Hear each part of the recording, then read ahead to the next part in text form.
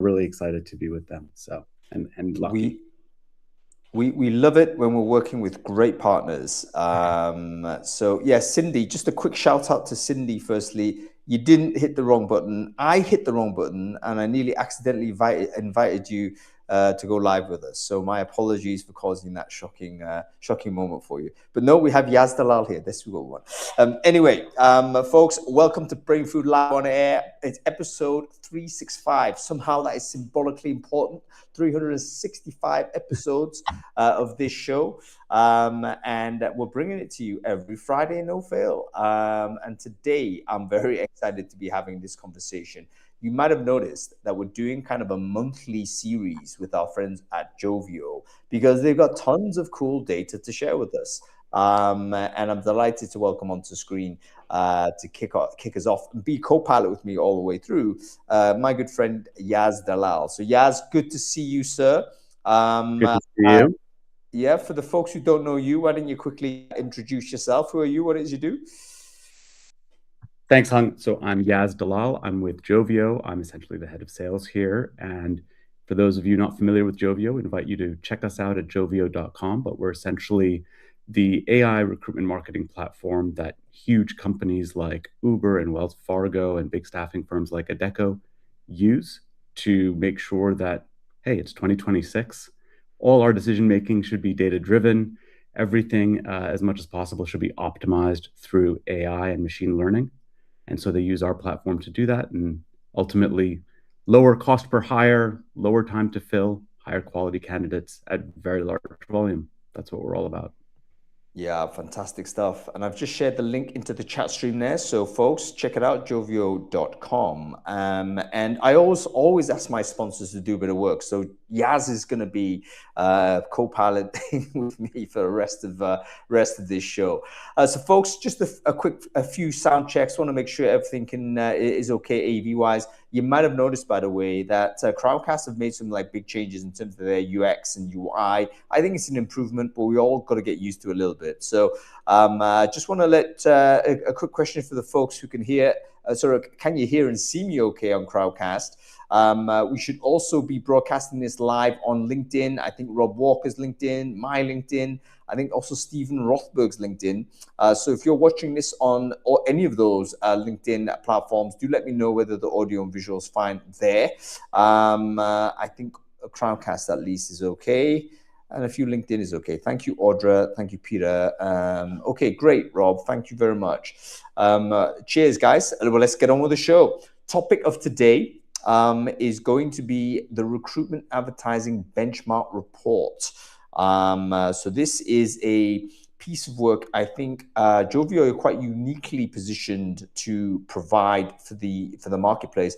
Again, Yaz, I'll lean on you on this. Can you tell us a little bit more about sort of what this is and the size and scale of the report that's being produced here? Yeah, so first of all, the Joveo Recruiting Benchmark Report, we're going to put a link to it in the chat for all of you. But it is looking at a combination of publicly accessible data that we see in the market, but also our own data. We have, for the last 8 years, processed hundreds of millions of job applications annually. We're posting tens of millions of roles for our clients. And so, of course, we don't share any PII and we don't share any customer-specific data, but we really want to use that to analyze what's happening in the employment market. What are companies having to contend with? What's making your jobs harder? And so a lot of that is encapsulated in the report. I mean, I could tell you headline-wise, and I don't think any surprise to folks who follow at least in the US, the jobs report, some of the indicators are kind of cooling off. And I think the unemployment rate in the US, which is constantly anyway being revised by the US government, is not ticking in a terribly positive direction. But there's also two very different views. And I think you and I talked about this the last time we met. Two really different views of the job market. There's a flood aspect where we continue to see high volumes, but there's also a drought aspect where a lot of roles and functions are getting impacted either by AI or just the economy in general. And I think we see similar things, for instance, in the UK as well, Hung. Yeah, absolutely. Yeah, thanks everyone in the comments for chipping in with this. Stephen Rothberg, the U.S. labor market report for February came out a half an hour ago, and it stays the same. But we lost almost 100,000 jobs, and I think probably the biggest news on the jobs revision was just a significant revision down, wasn't it? I think it was a record revision down a couple of months or so ago, and it basically made a pretty stark assessment to say that the US economy didn't actually add any jobs on aggregate for about a 12-month period. So we're not looking in great shape. Of course, same story we can say in the UK. Job postings, I think, have gone down. Graduate entry jobs, I think we went under 10,000 advertised graduate jobs in the UK, which for a country that produces 300 plus thousand graduates per year is not good news. So yes, totally agree, Crystal. We don't need to be political on this. The fact of the matter is, the data analysis tells us that they were not in fantastic shape. And I think we can all get that through lived experience. We're recruiting in the market, right? So we have volume applications. I think a lot of it is through automation, but a lot of it is also through hyper motivated job candidates that are now, in a situation where they're economically precarious. And if you need a job, you're going to just go and try and like get as much applications out as possible. So there we go. Yes, Crystal, listen, we'll talk about that when we get you on screen. So absolutely, we'll debate this issue. But Yaz, let's just share the report on screen and just flick through a little bit. I think it's okay to go through. I can do it. Have you got anything you want to show, Yaz, or should I just share the report as is and we'll just talk through real quick some of the main points? I can show what I've got in front of me. Give me 1 second. By the way, as people think about the Bureau of Labor Statistics, even though it's dry, bls.gov, is really concisely written, and so anyone who wants to dive into it, and to Crystal's point, avoid the political stuff and commentary in the media, the BLS actually does a really good job of explaining things really clearly. And I'll also say that here we go. I'm going to just share my screen here. I will also say that the easiest way, in my mind, to think about which jobs or roles are least likely to get impacted, even through any sort of economic downturn, is just reflect back on COVID. They were called essential workers for a reason.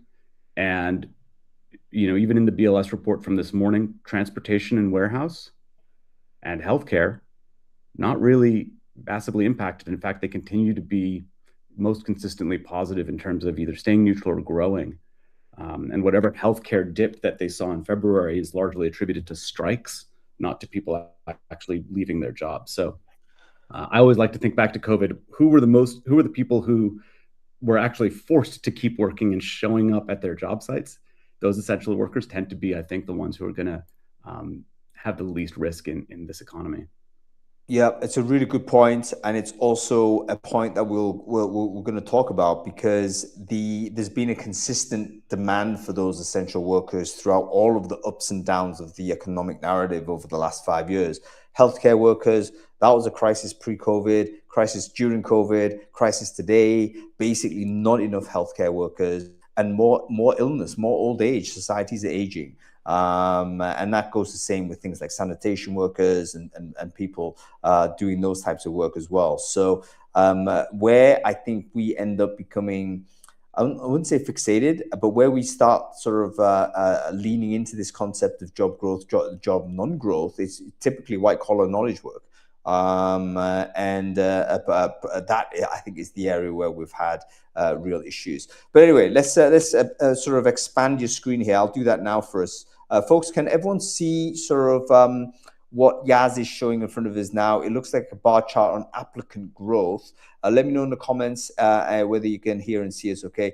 Vignesh, yes, you can ask questions. Just comment on LinkedIn. We're going to get to those. Okay, Yaz, talk us through this. What are we looking at? Applicant growth I'm seeing November 2022. This is a very specific metric. And the reason I want to show it is because, there's a lot of data that we have in Joveo that you can find elsewhere. I thought, what can we share that's maybe unique to us behind the screens?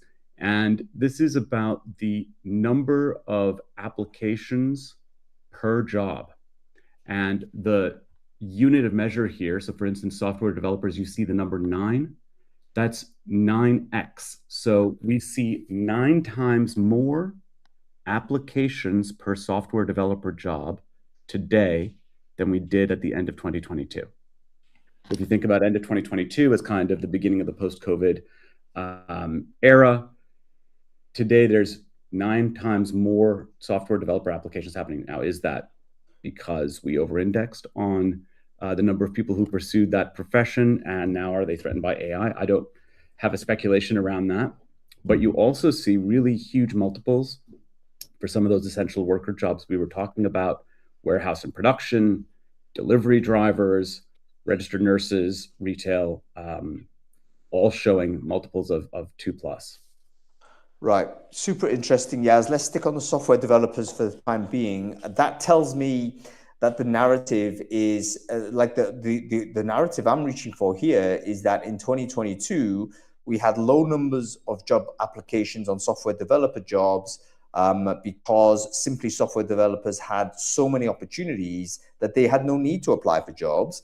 In fact, sort of they were headhunted out almost always. But now, 3 years down the track, has there been a software engineering job recession, perhaps because of the rise of AI substituting a lot of software development work? That's possible explanation to that. I think it's possible. My explanation at the beginning was also trying to sound intellectual. I think yours is also really cerebral. It could also be some of the reasons that I just put up on the screen. And I read an article yesterday that said the word of the year, even though it's only March, should be slop, because there's slop in everything that we're getting out of AI. There's slop in what we're delivering. There's slop in the way people are eating their food. And I wonder if there's resume slop, and I wonder if there's application slop, because if you look at these 3 vectors, 1, it's easier and easier to just have a one-click apply. 2, the accessibility of having a robot write your resume or fill out a form for you is mainstream. And 3, and this is a crime that's within my space, my industry, is that many vendors, providers, job boards are optimizing for volume, because usually their commercial model is cost per application. Yep. In all 3 of these vectors, the thing that suffers the most and the fastest is quality. Yep. Folks, what do you think of Yaz's narrative there? What degree of the application increase do you think is down to these factors versus wider economic conditions and genuine apply? What's the percentage of the applicants that you receive that you think is resume slop? Let me know in the comments, folks. But let's deal with these each points, each sort of at a time.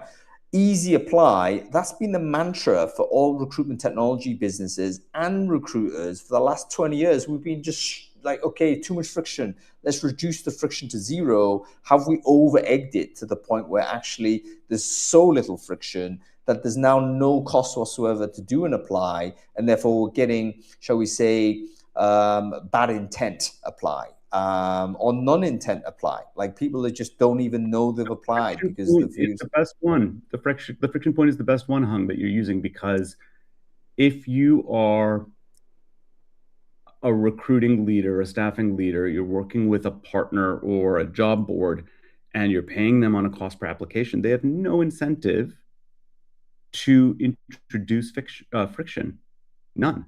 And they have all the incentive to remove. And the problem is, and I think we've talked about this in Brain Food before, is it's important to get rid of the negative friction. 100%. Get rid of things like a forced apply login, get rid of distractions or additional clicks, but introduce the positive friction that gets people to self-select out if they are not qualified or if they are not quality. And it's a tough choice for a vendor or a partner to introduce that positive friction, because by definition, the number of applications should go down and they'll make less money. And so it's One of the strange things that we say to a lot of our clients is we want you to spend less.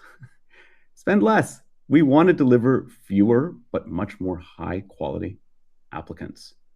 And it sounds Yeah. counterintuitive, but that's ideal.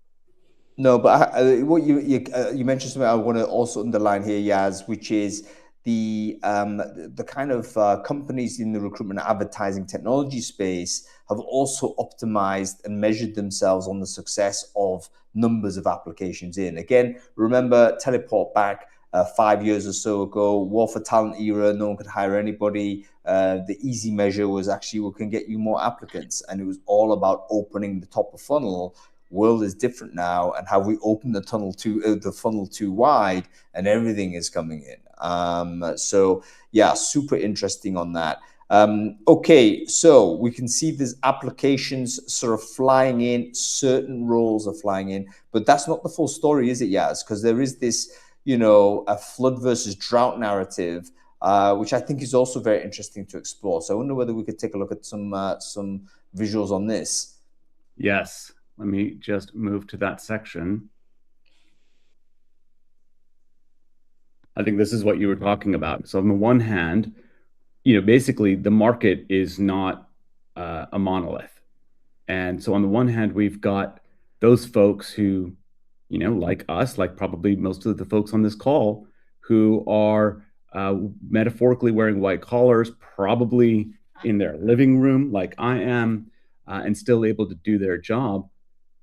And so you've got that on one end of the market. On the other end, you've got the essential workers, the frontline people, the people who require a license or a certification to do their job, whether that's a commercial driving license, that's a registered nurse certification, or some other sort of accreditation that allows you to be a security guard or allows you to work with food. Two completely different markets. And it's not fair. It's not a white collar, blue collar thing. It is, do you have to work in the place where your work takes place versus can you work from anywhere? And the drivers for both those markets are different. The requirements are different, and the number of opportunities. And not our topic today, but later today I'm going to post on LinkedIn, and I'm sure a lot of you already have seen this. Anthropic released, I think, yesterday, their perspective on the impact of AI on jobs. It's very nuanced. It's not apocalyptic, but they have an excellent spider chart that shows jobs that are going to be most impacted near term by AI and jobs that are not. It's literally these two segments. And the one on the left is the most heavily impacted. Yeah, folks. And by the way, that Anthropic document is going to be on Brain Food this Sunday, but I'd recommend you just go and download it now and take a look. I think that radar chart is probably going to be one of the canonical images of 2026. And you can map yourself on it, basically. And it does kind of describe, where the impact of AI is going to be felt most. Is, of course, in any job that is typically staring in front of a screen and typing into a keyboard. And of course, that's not where you say white. It's not blue collar, white collar. I think the blue collar, white collar, I think is still reasonable description, because the blue collar work is hard work. It's lower status work, and generally less attractive work. Which is why essentially most people, I remember it's not so long ago where, parents and educators were coaching everyone to say, go into university, go to college, get a degree. That's your path to middle class. And for 30 years or more, that was the case. The question now for the generation that's just done it is that the case? And has the world changed to the point where it's no longer the best pathway forward? Okay, let's take a look at this. What are you showing us here? The split becomes visible here. I'm going to boost the screen here. Into the fact that we've got two different markets, two different types of talent pipeline conditions, and at the same time. And yet, for both these segments, the tools that we have, if you're a recruiter or a sourcer or leading a TA function, the tools and platforms are the same. And I think that also is something that has to change, that the way we source for candidates across these two different segments has to be different. The high intent folks, the expectation we have of people who are what we used to call active job seekers, those high intent folks, the way we attract that talent is by definition is going to be easier. For the low intent, high quality, least likely to change their current gig, that requires a completely different approach. One, you're pushing jobs out to them, they're going to apply. The other, you have to pull them in. And the type of magnet that you use to attract them has to be more nuanced and more thoughtful and require a greater investment of time and effort. Yeah, really good. And Crystal, I get what you're saying, and I do tend to have the habit of speaking without nuance. So please do correct me on this publicly. However, I'm going to roll out another generalization for you. Is what we're saying essentially blue collar, that is advertise, get inbound, and white collar, that is don't advertise, source for that, and it's all outbound. I mean, if you want to take a broad brush at it and do it that way, what does that look like? I mean, perhaps the recruitment market has always been bifurcated in this way. So yes. Anyway, let's crack on because we're going to bring Crystal on in a sec, and she can tell us directly what she thinks, as well as Alex and Modiara and anybody else who wants to join as well. But Yaz, in fact, we can do this right now. Let's give it a go. Okay, Crystal, I'm going to see if I can. Oh my God, how's this? Bear with me, guys. I once again have a bit of feedback for Crowdcast. It should make it easier to invite people onto screen. But let's do that. Mo, I've just sent you an invite. Crystal, you're about to get an invite. And Hung, did we still want to bring my colleague Ashley in to show? I totally forgot. We do want to do that. Let's bring Ashley on here. I do beg your pardon. You might notice I'm not particularly well organized. But here we go. You're fine. Yeah. So Ashley, I've just sort of sent you an invite. Do come on. Oh, we've got a bunch of people here. That's okay. Hiya, Mo. Hello. Mo's at an airport, as you can see, wearing a cute a headset as well. You actually look as if you're doing some sort of work with the headset. And we have Crystal here with a very cute hat. Great to see you, Crystal. Oh, you're on mute, it looks like. Crystal, I think you're on mute, so see if you can do something on that. And we have Ashley here as well. Ashley, can you hear us? I can. Can you hear me? We can hear you great.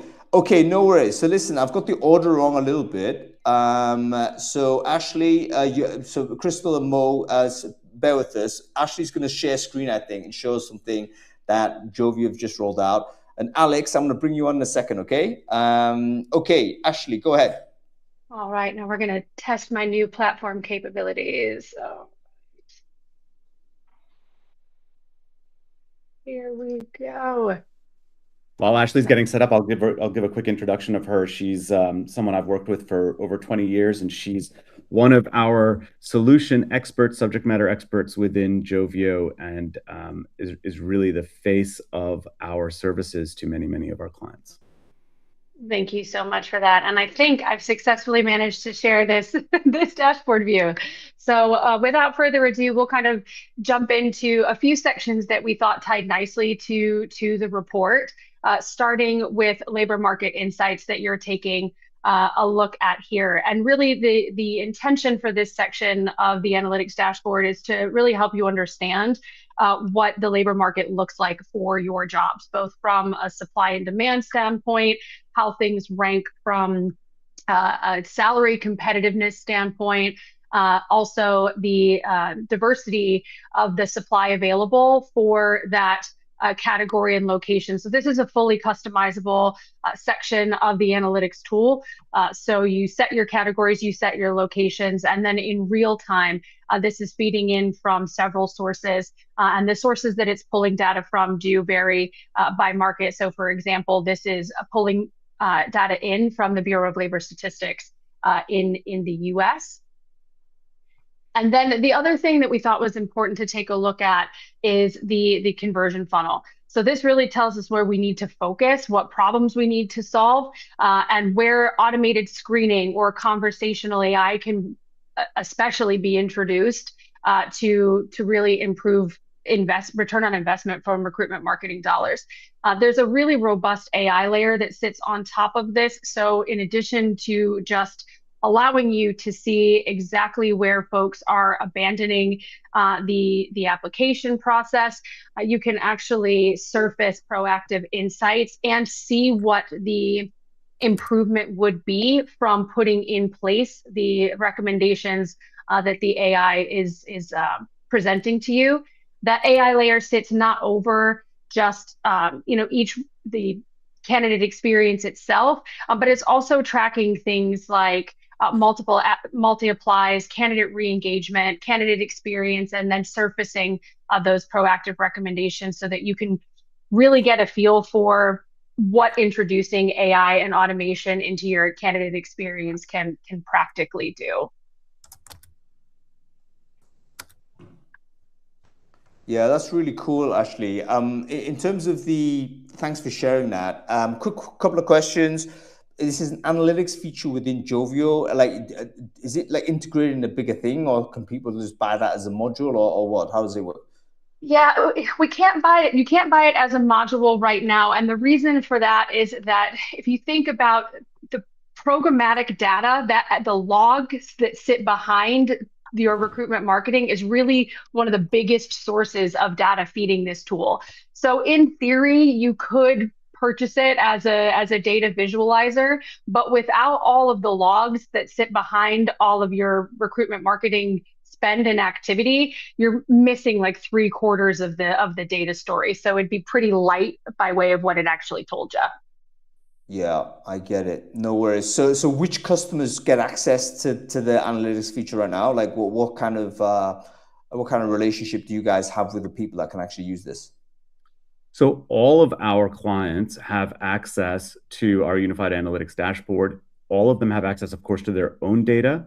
And then one of our listeners, I think George LaRoque, was asking an important question. Ashley mentioned Bureau of Labor Statistics. That is one of the feeds that provides data for our platform. We also work closely with Talent Neuron. And then, of course, we have 8 years of our own data, as I mentioned earlier. And so those things get combined in our analysis. Okay, great stuff. Very interesting, and well done, Joveo, for basically continually pumping out these product innovations. Super. It's great. One of the good things I think with AI is ultimately speeded up sort of feature development for users. So people on the user side are simply getting better software faster, which is fantastic stuff. Ashley, thank you for jumping in and dropping that sort of wonderful demo in short order. Brilliant to have you on the show.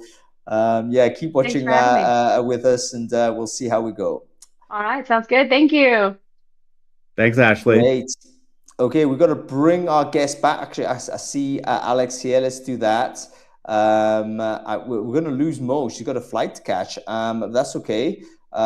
Is Crystal still with us? I hope she is. Yes, she is. Invite on stage. And I think Mo has gone. Yeah, I think that's it. Mo Diarra has got a flight to catch. We have Alex Her here. Alex, great to see you. And we have Crystal back. Wonderful stuff. Crystal, I think your audio is now on. Is that correct? I'm hoping so. Can you hear me? We can hear you. Yeah, perfect. Okay, great stuff. Let's do some intros. Alex, as you were on first on screen, why don't you quickly introduce yourself, sir? Who are you? What it is you do? Yeah. So I'm head of employer brand here at GoDaddy, also founder of Common Thread and EB Community, and been in this space for about 9 years. Happy to be here.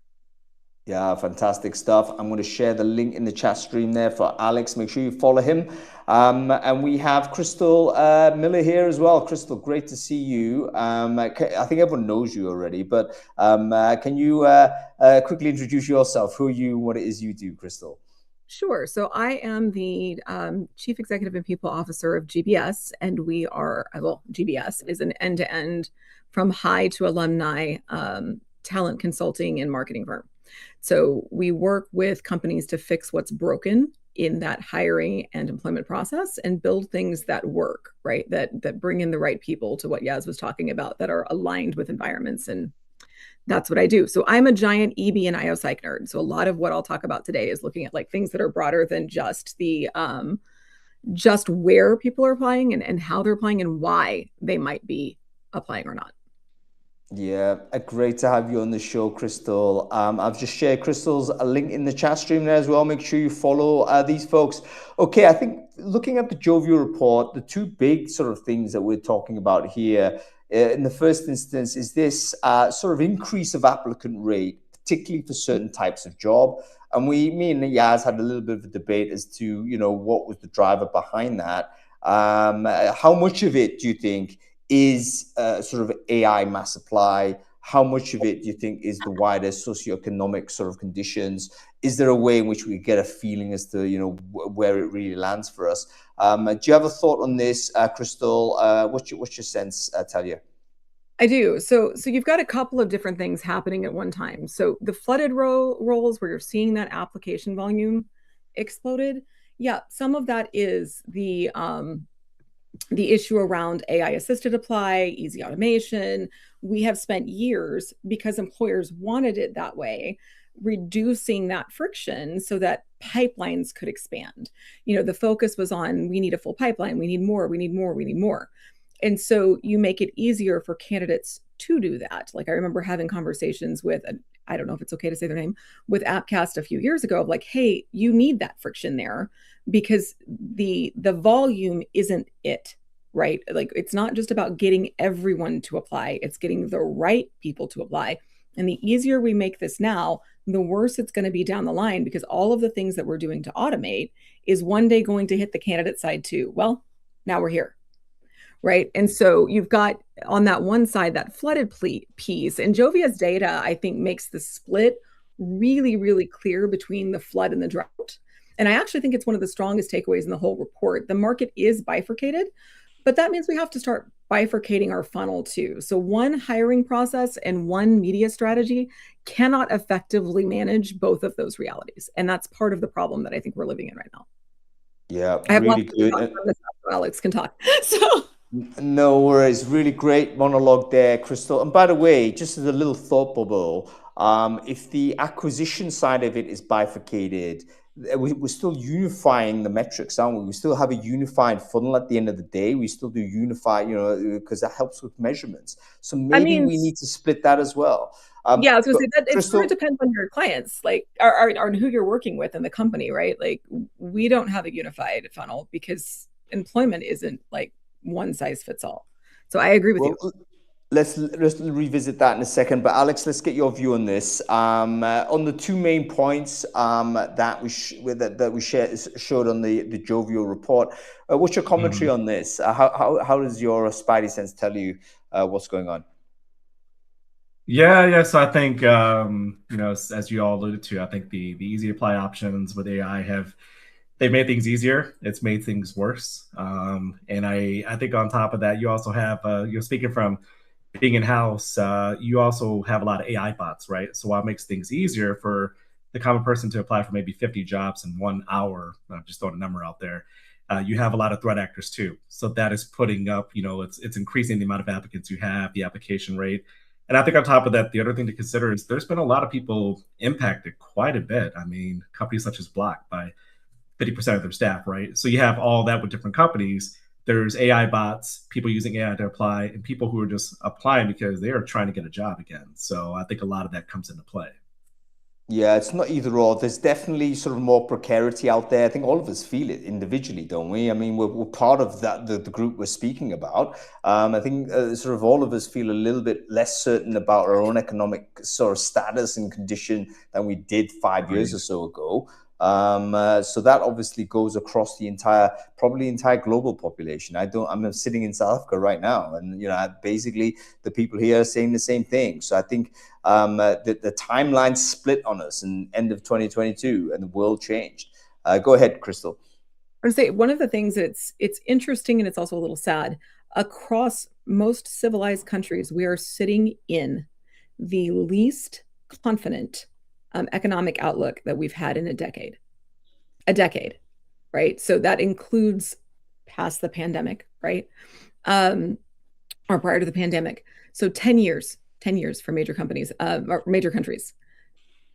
People are concerned and they're not confident in the economic outlook of their country. And that absolutely impacts how they apply and if they apply for jobs. And we actually see this more in the market B that Yaz put up, or that was in the Joveo report, than we do in market A.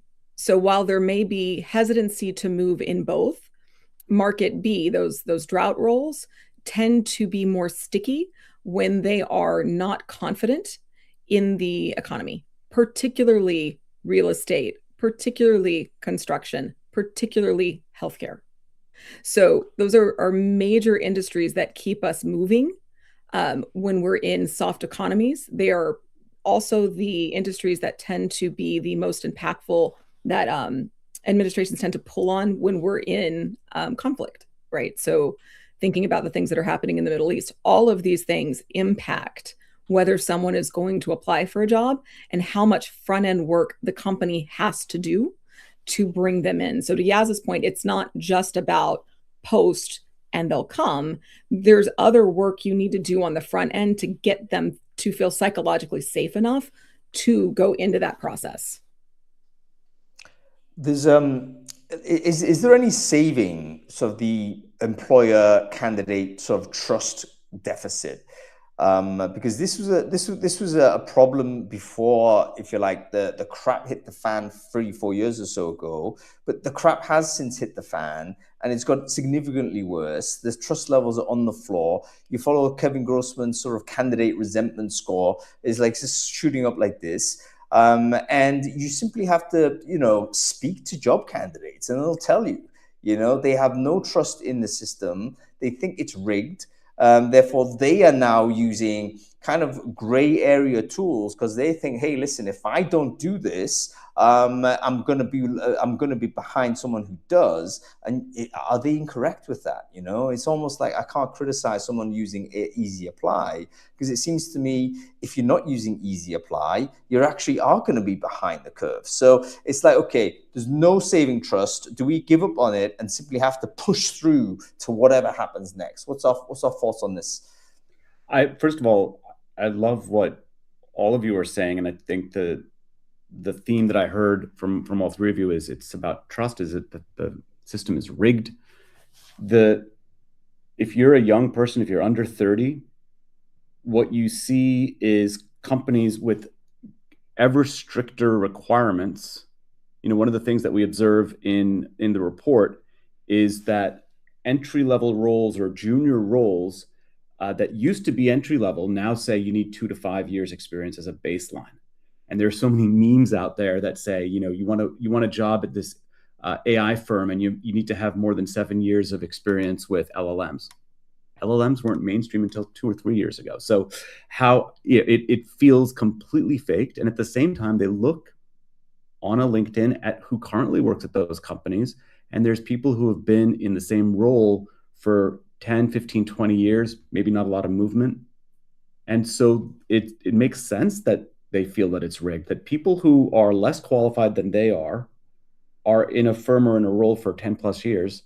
Meanwhile, they're being told that they need requirements that can't even physically exist. So I think we have to be a little careful. It's not that they don't physically exist, because the reality is we've had people that I think Chris Avrilla is a great example of this. Like, her degree 20 plus years ago was AI centered, right? So just because it wasn't mainstream doesn't mean it wasn't there and it wasn't being worked on. But that the ultimate problem is not, did these skills exist? The problem is that we've stopped looking at succession planning in the same way that we have for the last 20 years. Companies used to do a really great job of understanding the people that are in the entry-level roles now are going to move up to middle moves up to higher, executive level management retires. You got to keep moving that up, that bench strength. But what we've seen in the last 2 years is a 30% plus decrease in the number of internship roles. We've seen a almost similar statistic around entry level, like true entry level jobs. And so we're taking middle management partially because they're younger than they have been in previous generations and moving them down, right? Like moving the experience that you would typically see in middle mid-career bands down into that entry level, there is a lot of talent available to allow companies to do that. They're going to pay for it in the end. So like we work really hard with clients to say like, this is a very short-term outlook. You know, your people are going to age. They're going to expect to move up. They're going to retire. And you're not going to have the institutional knowledge that you need in order to be able to be successful if you do not start putting true entry-level roles in there. Yeah, I love that you mentioned Chris Gavrilla, by the way. I worked with her for a few years at Oracle, and you're totally right. The fact that people, of course, were studying AI 10, 20 years ago, wait long before, you know, it was a mainstream functional area. So we take your point. Moving on to think about what TA and EB functions should be doing in the light of these external conditions. What's our thoughts here? So people watching this and they're saying, okay, great. I hear the story, over application, market bifurcation, all this is great, guys. Like, what am I meant to do with this information? What's best advice for us here? Alex, you got any thoughts?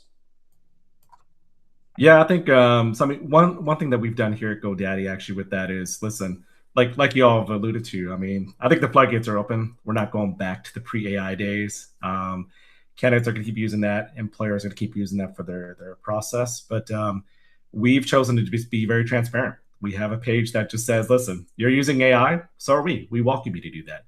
But this is how we're going to evaluate you. We welcome you to do the same. And this is the entire process, and that's how it's going to happen.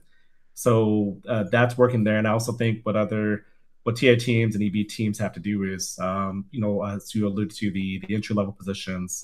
Crystal, you broke that down to a T. I'm not going to try to walk in that direction, but I think it's identifying with hiring managers, hey, listen, we got to go in a different direction, right? We can't have all these extreme requirements, which, you know, Yazid, you mentioned that there's memes out there that talk about that you're expecting 5 to 6 years of experience for an entry-level person who either there's a technology that's never been there before, or they will never actually have that experience coming out of university. It's impossible to have that.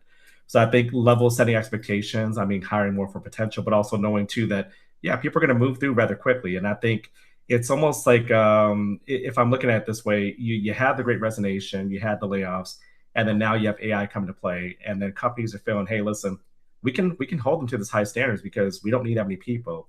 AI will come in between. And I think we're losing out on a big population of people who are extremely talented, who I think will change. Even the conversations we'll have, you know, next week, next year. And I think there's got to be a different way with having those expectations and just really making them more realistic and achievable. Yeah, really good, Alex. And interesting to know. So obviously, I think you're the one actually working. I think you're the only person on the screen. I mean, Mo was the other person I was going to bring on, but she's actually on a plane right now. But you're actually working internally in the department. So you're putting together these sort of policies yourself right now. I mean, in terms of the junior sort of early entry talent versus the more experienced individual contributor, I mean, do you see a change within GoDaddy on that? I mean, because I can understand why companies do lean on the ICs a bit more, simply because everyone needs ready to go talent. And we know how chaotic the world is right now. When you hire early entry, you may not expect productivity until 6, 12, 18 months down the track. And I can understand hiring managers thinking, you know what, we don't even know what the heck's going to happen next month. Never mind in 6 months' time. We need the ready to go skills now. What's happening within GoDaddy with the distribution of requirements sort of on the seniority level, Alex?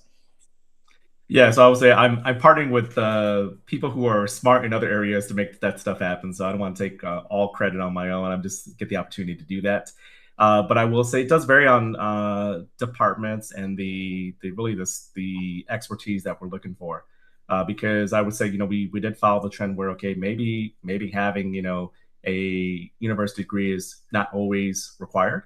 But then again, there are some positions where, okay, you probably do need X amount of years of experience to get that done or to be actually, you know, considered for the position. So I think we're still, you know, we're still in early stages, like, you know, kind of figuring it out. But I think each use case is different. I want to say that we've gone entirely as a company. I can't speak to that, you know, we've shifted and we've changed everything and how we do. Like, I think it just really depends on a case by case basis. Yeah, really interesting. Crystal, how about you? You're kind of running a business. So I guess you got two ways to look at it, haven't you? You're consulting companies on one side, and then that you're running your own operation. How are you thinking about sort of talent coming into different levels of the business? I mean, I can understand the temptation of getting ready to go, well networked, no need to, short onboarding, ready to add value immediately versus younger, cheaper talent that may need some nurturing. How are you thinking around that as a leader of a business? Yeah, you actually need both. And so I look at things from three different perspectives. That yes, I own a business. Yes, I do consulting, but also companies like Zoom outsource their entire programs to us where I act as the fractional leader for their organization and run that inside. So it's nice because I get to see all aspects of it. And what I will say for me and for GBS and also for Zoom, where we used to say, hey, it would be great to just bypass that development phase, right? Let's get people who are just ready to plug in and go. There's a recognition of if you're going to lead a space, you have to bring up that next generation of talent, not only for your own long-term benefit, but how do you say you're a leader in a space or an industry if you cannot train talent? How do you say that you can lead in anything if you can't help grow the future of the area that you work in? And so for GBS, like we actually put a lot of effort and emphasis on our intern program, and we get roughly 130-ish qualified candidates from each posting without having to put any money behind it. If we put money behind it, we end up with well over 1,000, but that's too much, right? So I think to Yaz's point, it's not just earlier, it's not just about what you can spend and spend, right? It's what do you need to spend to get the right people into your funnel and find the right person to move in. And so, we're a boutique firm. We don't have hundreds of employees. It's less than 100. So we typically don't want 130, 150 applications. We really want like 10, right? So for me, it's continuing to narrow down how we put things out in the world so people really understand our culture and our working environment and how they can live out their own personal values in our work environment, right? Because this idea that people care about your company values before they come to work with you is absolute nonsense. They don't at all. What they care about is how they can live out their own values within your working environment. So for us, it's sharing that kind of information and showing, not just telling, what the day-to-day looks like. So like people can go on our Instagram and they're going to see a small office. They can go on to our TikTok and they see how our teams interact with each other in a very silly way, right? It doesn't have to be super serious, but you start to get a sense of how we function. We show our virtual meetings so they can see what that looks like if they're remote. And companies need to do more of that, right? But you also then have to step back and say, where do I want to be 2, 5, 10 years from now? Not just my immediate hiring need. Because if where you want to be 10 years from now is 2x or 5x where you are right now, you have to develop that talent all the way through to get there. You do have to instill psychological trust and confidence into the people that you're wanting to recruit, especially in a market that says it's a little scary to move, right? So I don't know if I'm answering your question, but these are all of the things that we're looking at and working through for our own company, for our clients' company, for Zoom. I'm super proud of the fact that Zoom didn't have a intern program just a couple years ago, and this year they're hiring, I think it's 30 AI interns. So to develop that talent, because again, how do you say you're leading AI if you don't develop your people? All right, brilliant stuff, Crystal. I think what I'm hearing here as well is that kind of the leadership of the business has to be very proximate to the talent development and talent acquisition side. So, because you've got like super vested interest obviously in the business, Crystal, right? So you want to see it grow. It's part of your legacy, part of what it is you're doing. So it makes sense then to think talent pipeline in a decadal sense, multi-year type of sense. Whereas I just wonder, let's say big enterprise, middle management type tier, perhaps their thinking is not so aligned with that sort of long-term vision. Maybe they're kind of careerists, so to say, you know, they're there 3-4 years, whatever, they've got a bonus to hit, they're going to try and hit that, and then, you know, maybe they're thinking next move. And so I guess this kind of leads me to think a little bit about needing to have maybe a talent acquisition function that actually does acquire the talent without reference to a hiring manager tier. But that's another story. And secondly, Crystal, I got to stop you there. I got to stop you there, Crystal, because I need you to do 2 things for me. Okay, you need to share your TikTok and your link and your Instagram in the chat right now, because everyone's going to follow that. That's really fun. Okay. Yes, I need to come to you because you're talking now, obviously, to loads of clients that are confronting this problem. They would come initially to Joveo because they had the top of talent, sort of the talent acquisition funnel problem. Now they're getting overwhelmed. What's your advice? What has been generally the advice to those businesses? Is it a case of they need to continue with the advertising, but perhaps improve the screening? So that's one policy I've seen where certain companies are saying, you know what, we're going to get thousands of applicants. That may not be a problem because we've now got AI screening in place. And in fact, we can interview more people and we're still going to get the people we need without overwhelming the recruiters. Or is the advice to say, actually, no, you've got to change the acquisition strategy and maybe you don't advertise in the same way, you do more sourcing or you do more referrals or something like that? What's your advice being generally to your customer base? Well, I don't, first of all, think that it's an easy answer. Somebody in the chat, and forgive me, I can't now remember who it was suggesting that, why is this a bad thing? If AI is making it easier for candidates to apply, let them apply and leverage the technology on the employer side to manage that volume. I don't know how much I do or don't agree with that. I think, to answer your question around the guidance that we're providing to the large employers that we work with, is one, understand what your main assumptions are.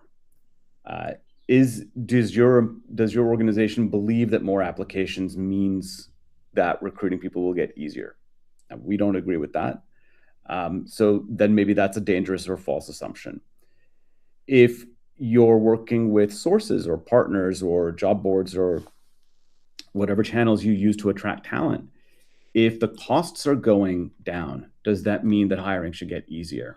Again, if it's only going down because of the volume, dangerous assumption. And one of the side effects of lower costs or lower cost per application is you get more applicant noise, but the signal quality kind of collapses, volume goes up.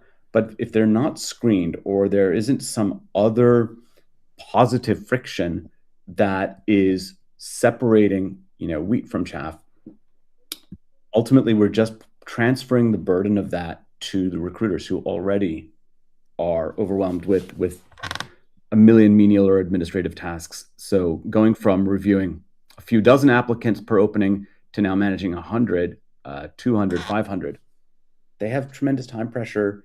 They've got to make split-second evaluations on that first wave of submissions. They're never going to be able to process all the applicants. And so if your best candidate is applicant 190, no one's ever going to even see them. So I think challenging your assumptions is one. Two is working across all touch points. I think it's too easy sometimes to say, let's throw money at the problem or let's expand our sources. But in actuality, and I like very much what Alex has done at GoDaddy, and I've seen some of the interviews you've done, Alex. What is the approach to employer brand? How are you building or rebuilding trust? How are you showcasing authentic employee-generated content to demonstrate that it's not just corporate speak?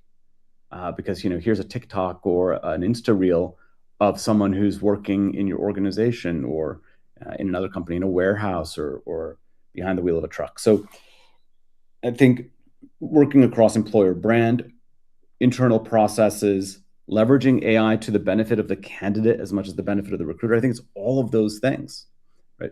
At Joveo, we do a bunch of those things, but we don't do all of those things. And I think While it's the harder route, I think the better approach is to look at the whole strategy across all those touch points rather than just throwing money at one particular element to try and make life easier.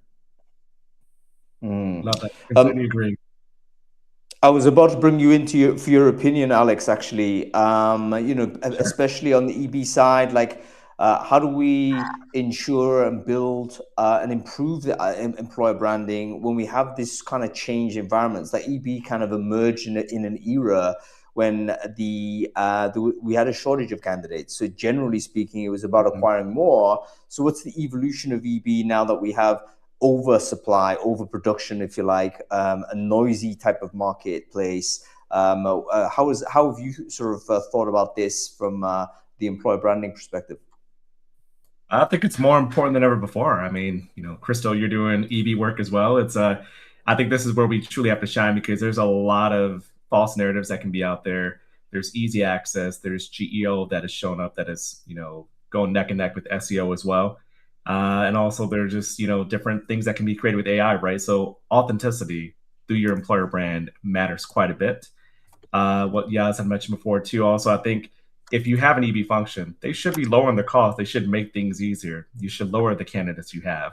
If you don't have that happening, you should probably question what your EB team is doing, the ROI they're giving you, and actually how they're making your company better. Because that's why we're here and it's why what we do. I'm not just at a company to spend millions of dollars and say, hey, we're a great brand. Like that doesn't tell me anything. If I'm lowering everything, I'm giving you higher quality candidates that are coming into the pipeline, actual quality eventual hires or teammates who join us, and we don't have as many applicants. That's a plus. Like, and that, many before me have said that way before AI became so prevalent as it is this year. But I still think it's even relevant more than ever before. Like that's what we should be driving towards. We should be doubling down on just the ways that we're storytelling, ways that we're putting everything out there. I think it matters more than ever before.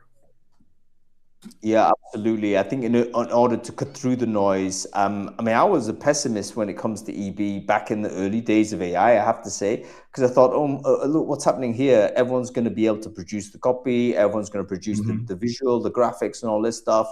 It's over for EB. But then I quickly realized that actually we're very quickly going to be fatigued with AI content. We already are, aren't we? Like with Gen AI slopped in our brains, and we're just thirsty for authentic human kind of conversation, which is kind of why I was interested in your TikTok there, Crystal, because great that's kind of transparently promoted. It reminds me a little bit of back in the day, Stack Overflow days, where they had a live stream on their sort of company meeting. It was like nothing really interesting going on, but it was a live stream so that anybody could just check in and say, yes, this is what's happening there.